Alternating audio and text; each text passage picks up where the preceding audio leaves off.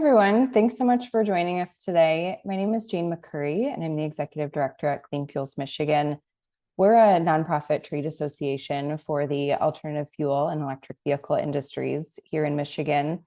And I'm really excited to host one of our Clean Mobility 411s today, talking about a vision for zero carbon renewable fuels. We've hosted a few of these 411s that have been focused on the electrification sector. And so we're pivoting and we want to give a chance to dig in on the biofuels side of things and talk about how we reduce carbon emissions from our liquid fuels. And we've got an amazing expert on the call with us today, Chris Wilcox with Gevo. Gevo is a member company that is a real leader in renewable fuels, focusing on sustainable aviation fuels. And I'll let Chris dig in a little bit more there. I've been with Gevo for about 8 years. I've been in the renewable space for about 20 years, chemicals, fuels, low carbon feeds, all that sort of thing. We're a publicly traded company, so the presentation, which I can provide to you, Jane, if you don't have it when we're done, I can send it to you. But just if I make any forward-looking statements or whatever, don't buy or trade off of my presentation today. Or sustainably produce low carbon, drop-in chemicals, fuels, feed, products that fit right into the existing infrastructure is what we kind of focus on. So we make ethanol, we produce isobutanol, isooctane, renewable naphtha, renewable diesel, renewable natural gas, and sustainable aviation fuel. And then in the past month, we purchased a company called Red Trail Energy, and that's a 60 million gallon per year ethanol facility in North Dakota and in Richardson, North Dakota. And what's interesting about that is it also has a carbon sequestration well on site. And so with that acquisition, we're now kind of in the carbon business as well. So it's up and operational. We're making, we're sequestering carbon today. Today, the world consumes about 100 billion gallons a year of jet fuel. And by 2030, that's projected to be 130 billion gallons. And so that's a big change just in that 5-year period. It's growing rapidly. And what that means is, that means more emissions, right? And that's a problem. And it's a problem that the aviation industry is really struggling with because air travel is not easy to decarbonize. Given that the technology is kind of where it is and that jet fuel is really energy dense, what the industry has done is develop low carbon sustainable aviation fuel. So utilizing the same technology, the same turbine engines that you see on planes, but taking the fuel and essentially decarbonizing it. When we talk about sustainable aviation fuel, or SAF as it's known, it's not like ethanol and gasoline where they're different. Ethanol is an alcohol, gasoline is a hydrocarbon. SAF is a true hydrocarbon. So it drops right in. It's chemically identical. We work with farmers to kind of implement sustainable farming practices, climate smart agricultural practices to kind of lower the carbon intensity score of the feedstock for our process of the corn. And then we extract the carbohydrate from the corn. We extract the protein, the corn oil. We return the corn oil, the protein, that all goes back into the food feed market. And we kind of take that low value carbohydrate feedstock, and that's what we move on into a fermentation process. Now we can ferment to either ethanol or isobutanol. We have technology that's proprietary to Gevo around isobutanol. And isobutanol is it's an oxygenate. So it's similar to ethanol. So look, we put ethanol in our gasoline because it has an oxygen component in it. And when we blend it with gasoline and burn it, it burns cleaner than gasoline alone. So the point of ethanol is it's an oxygenate, helps it burn cleaner. It also has an octane value, which is helpful. We've got technology for fermenting to isobutanol as well. Isobutanol is a 4-carbon alcohol, and again, does the same thing, has an oxygen component to it, helps the gasoline burn cleaner, but it's got a higher energy density than ethanol. It doesn't take on water. It's kind of a little bit more of an elegant solution. There's not a lot of isobutanol production capacity in the US. There's a lot of ethanol production capacity in the US. So when we think about tackling this problem of lowering emissions for the aviation industry and providing sustainable aviation fuel, we'll initially be going the route, we're working with ethanol. So we're fermenting those carbohydrates, producing ethanol, and then we're taking the ethanol into an alcohol to jet process. It's called an ATJ. This is just what the industry generally refers to it, but you're taking alcohol and converting it to a hydrocarbon. And doing that, you're dehydrating it. So you're taking the water out of it, out of the ethanol. So you're taking that oxygen atom off of there. And then you're oligomerizing. So you're combining these molecules together and stacking them on top of each other to get to, we produce sustainable aviation fuel. We produce renewable naphtha and renewable diesel. And so that's kind of that alcohol to jet process is really a dehydration, oligomerization, and then you add a little bit of hydrogen at the end. So in the hydrogenation phase.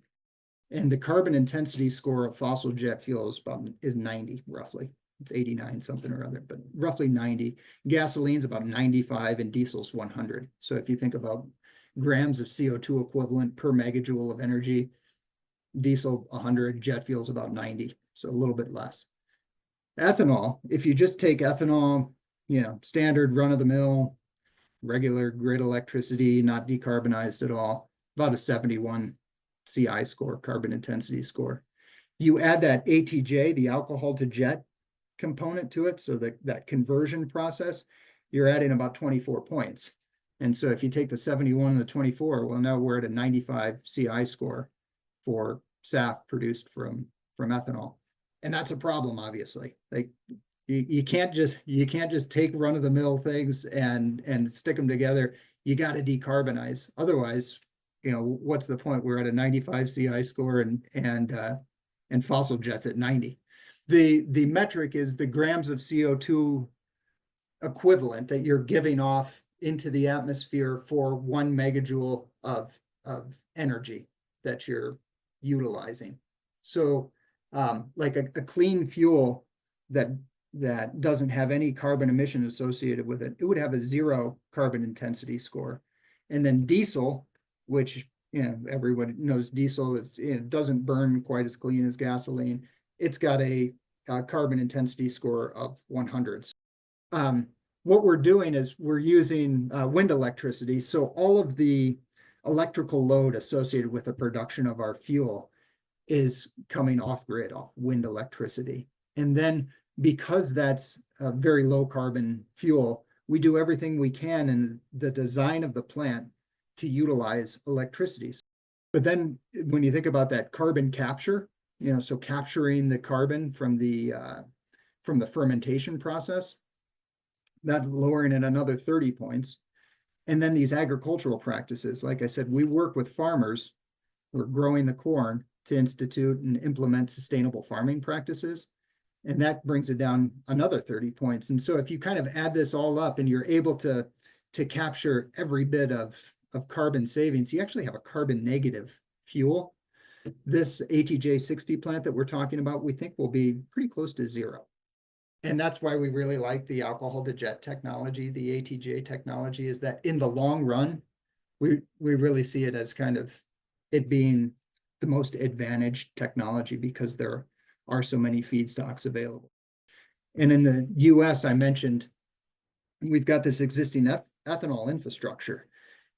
And if you think about the electrification of the light duty fleet and the demand for ethanol is projected to go down. So if that's the case and we have all of this infrastructure in place, the alcohol to jet technology can really take advantage of that ethanol and convert it over into sustainable aviation fuel so that we're still utilizing that infrastructure. We're still utilizing the ethanol that's being produced. And so we're helping to sustain that, not only that production, but all those farmers, and all those rural communities as well. So it's a it's a great way to kind of support all of that while decarbonizing at the same time.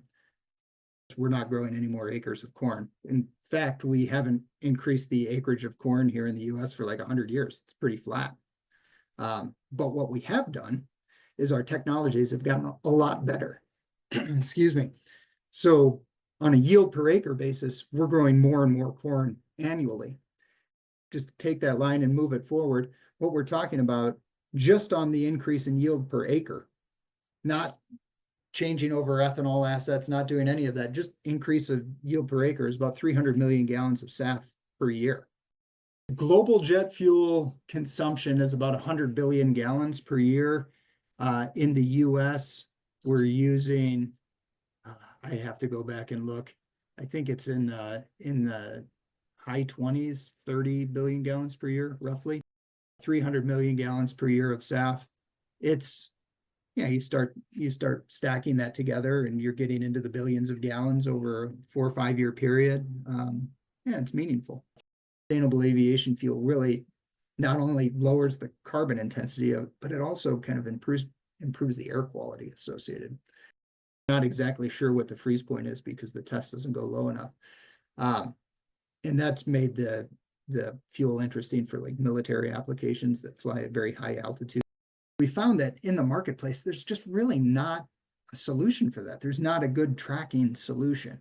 And so we created it. We created Verity tracking systems, Verity tracking solutions. And it does just that. It's a digital ledger technology similar to blockchain. What you're trying to do is to keep that root structure in the ground as long as possible. And because what you're doing, the plant is taking the CO2 from the air, the plant's utilizing that, the roots are growing. And so if we can leave those roots in the ground, it's good for soil health, and it's also good from an emissions kind of reduction perspective. You're pulling in that CO2 and you're capturing it in the soil. When you're doing no-till or low-till, you have fewer passes of the tractor back and forth across the field, so you've got less diesel usage. Growers also can utilize precision fertilization and herbicide application techniques, and so each of these helps to kind of lower the carbon intensity score. And Verity tracks this all the way back to the field, so they're tracking the farmers. They connect with the tractors so they can see exactly how much diesel is used, how much fertilizer is used, what type of fertilizer is used, the different types of farming, whether it's no-till, low-till, whether there's cover crops on there. We track it each step of the way through the production process. So we're tracking it at the windmills, we're tracking it at the RNG facility, when we're milling the corn, when we're fermenting all of this thing, all of the carbon capture, all of that stuff gets tracked. And not only are we tracking through the production process, but the entire business system. So the logistics from the plant to an airport, to a terminal, to a, on wing, all of that sort of thing is tracked. And it's tracked with, it's, like I said, digital ledger technology. So it's immutable, it's traceable, it's highly auditable. Got to be sure that we track it, and we track it in a really trustworthy, verifiable methodology. And that's where Verity comes in. And that's all I got for you guys. That's my spiel. That's what Gevo does. We very much interested in lowering carbon emissions associated with drop-in fuels.